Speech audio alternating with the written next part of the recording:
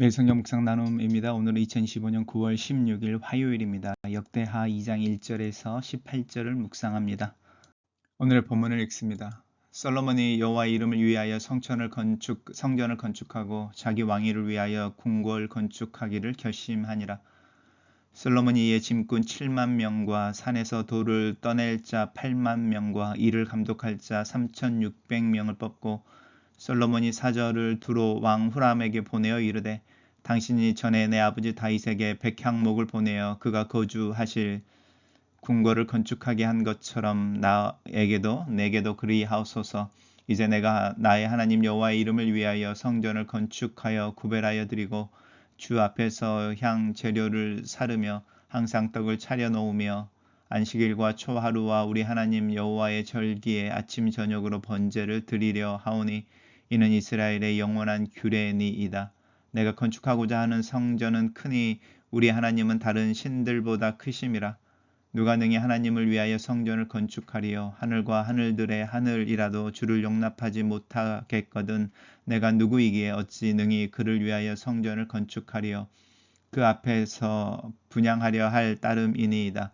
이제 청하건대 당신은 금, 은, 동, 철로 제조하며 자색, 홍색, 청색 실로 직조하며 또 아로 새길 줄 아는 재주 있는 사람 하나를 내게 보내어 내 아버지 다윗이 유다와 예루살렘에서 준비한 나의 재주 있는 사람들과 함께 일하게 하고 또 레바논에서 백향목과 잣나무와 백단목을 내게로 보내소서.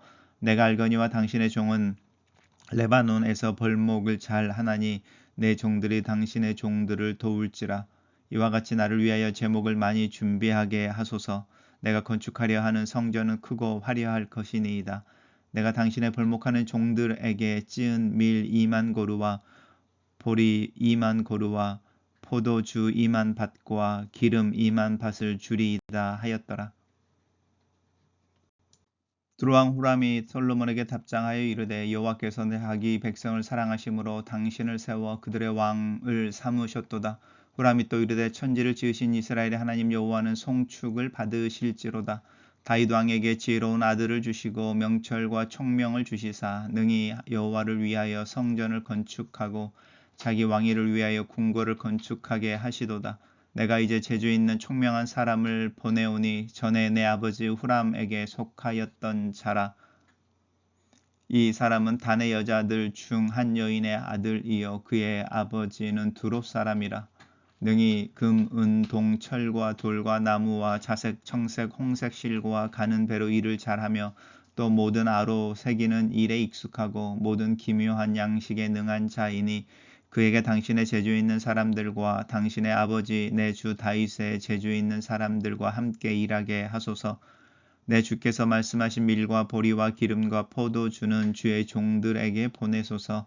우리가 레바논에서 당신이 쓰실 말만큼 벌목하여 때를 엮어 바다에 띄워 엿바로 보내리니 당신은 제목들을 예루살렘으로 올리소서 하였더라.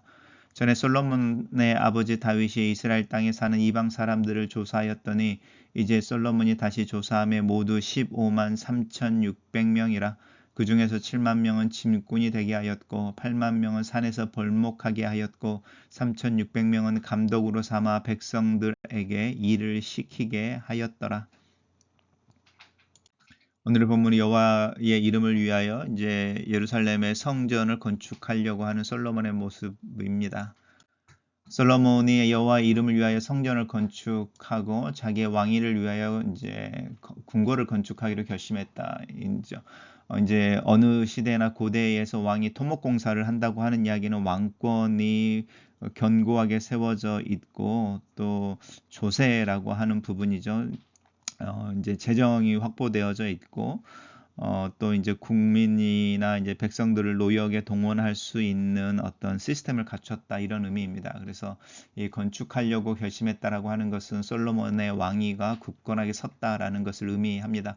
먼저 솔로몬이 이제 그 일들을 할 사람들을 이렇게 선택합니다. 짐꾼과 또 이제 돌을 떠낼 자들 그리고 이제 일을 감독할 사람들 이 사람들을 찾아내는데 이제 두 번째 장표에 가면 이 사람들이 주로 이제 외국인들 이스라엘 중에 거하고 있던 난민들이나 이제 이런 사람들인 것을 우리 알 수 있습니다.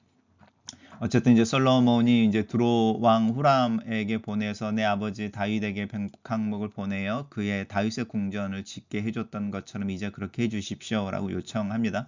그 나의 하나님 여호와 이름을 위하여 성전을 건축하고 그 성전을 건축하는 이유가 하나님 앞에 예배하기 위함이다라고 이제 이야기하죠. 그것이 이스라엘의 영원한 규례이다. 하나님을 예배하고 찬양하기 위해 존재하는 하나님의 백성으로서의 정체성을 정립하는 거죠.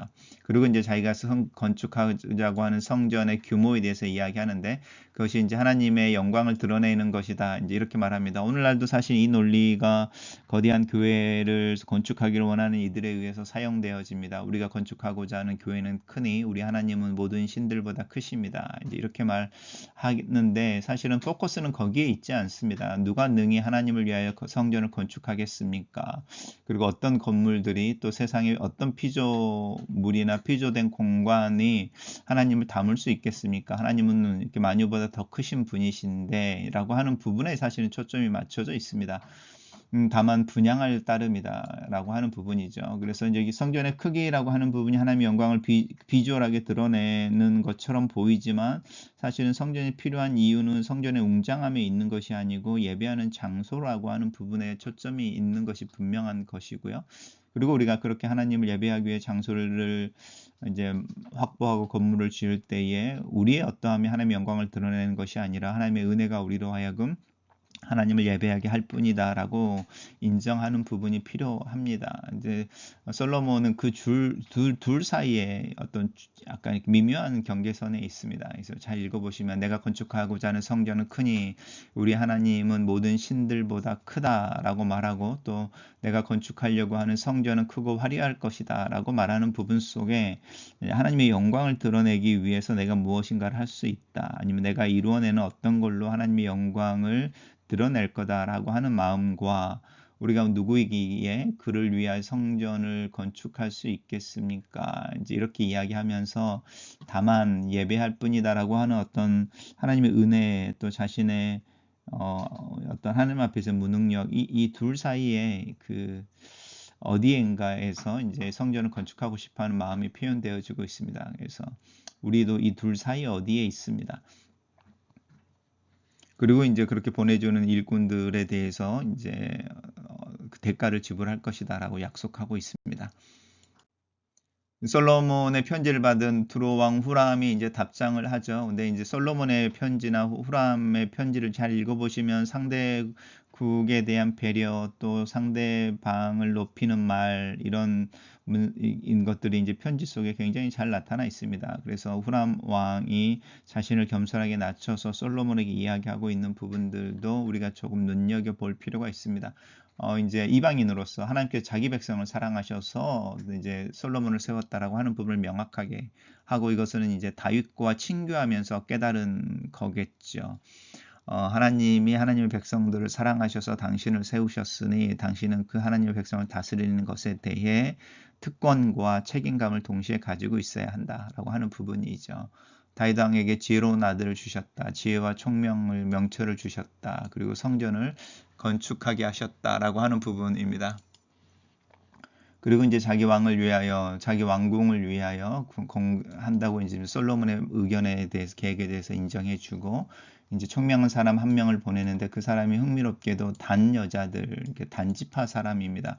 유대인들은 모계를 따라가는 거라서 남편은 아버지는 두려 사람이지만 단의 출신인 거고 왜 특별히 단지파일까라고 하는 부분을 한번 생각해 보십시오. 우리가 이제 성막을 지을 때 성막을 짓도록 하기 위해서 하나님이 성령을 부으셔서 특별히 은혜를 주셨던 이렇게 장인이 하나 있는데 그 장인에 대해서 살펴보시면 왜 이 사람이 특별히 단지파와 연관이 되는가라고 하는 부분을 흥미롭게 이렇게 연결해 볼 수 있습니다.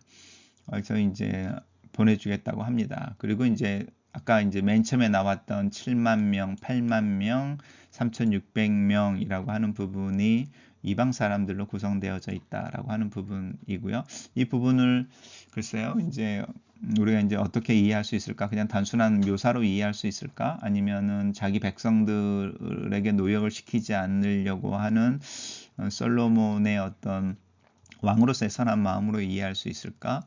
아니면 솔로몬의 어떤 왕권에 대한 증명으로, 아니면 그 이스라엘의 부유함의 어떤 상징으로 이해할 수 있을까? 아니면은 하나님의 성전을 짓는데 이방 사람들의 손을 빌려서 성전을 지어? 라고 하는 어떤 질문으로 이해할 수 있을까? 많은 생각이 들게 하는 부분이기도 합니다. 단락을 요약해 보겠습니다. 솔로몬은 하나님의 지혜로 나라를 다스리며 많은 부와 함께 열방의 인정을 받고 이 명성과 더불어 하나님의 성전을 건축하려 하는 일에 열심을 낸다. 이렇게 정리해 봤습니다. 하나님은 시공을 초월해 계시며 어떤 신보다 크신 분이십니다. 세상의 어떤 웅장한 건물로도 다 표현할 수 없을 만큼 위대하신 분입니다. 우리가 감히 어떤 건물을 지어놓고 거기에 그분을 모실 수 있겠습니까? 감히 어떤 일로 그분을 위한다고 할 수 있겠습니까? 무슨 일을 하든지 오직 그분 앞에서 내가 누구간데 라고 겸손하게 엎드릴 뿐입니다. 이스라엘 사랑하셔서 지혜로운 왕을 세우시고 지혜로 다스리게 하시는 하나님이십니다. 이방 왕 후람조차도 솔로몬과 이스라엘의 번창이 하나님의 사랑으로 그의 백성을 다스리기 때문이라고 고백합니다. 오늘날도 지혜로운 지도자와 선한 제도들이 세워지는 것을 보며 우리를 사랑하시는 하나님의 손길을 경험해 봅시다. 솔로몬이 성전을 건축하려 하는 가장 중요한 목적은 여호와의 이름을 위하여 여호와께 예배해야 하는 것입니다. 성전을 지어놓고 거기에 하나님을 가두는 것이 아니라 오직 하나님께 예배와 기도를 드림으로써 제사장의 사명을, 또 제사장 나라로서의 사명을 다 하려는 것입니다. 오늘 나는 무엇을 하든지 여호와의 이름을, 여호와의 영광을 위하여 하고 있습니까?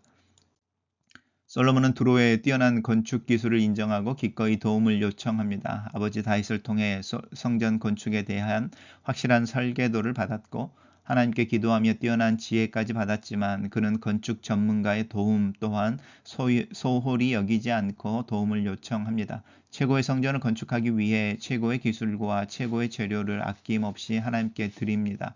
나 혼자 처리하는 것이 낫다고 여기며 다른 사람과 함께 일하는데 어려워하고 있지는 않습니까?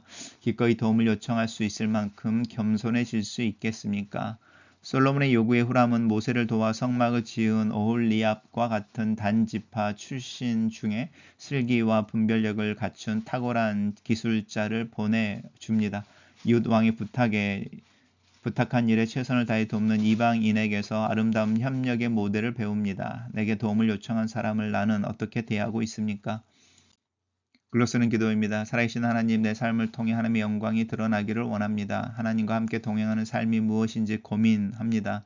내 힘으로 무언가를 만들어 그 안에 하나님을 모시기보다 하나님을 의지하며 신뢰하며 살아가는 삶을 살아낼 수 있기를 기도합니다.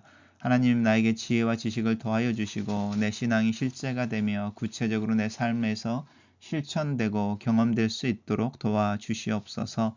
예수님 이름으로 기도합니다. 아멘.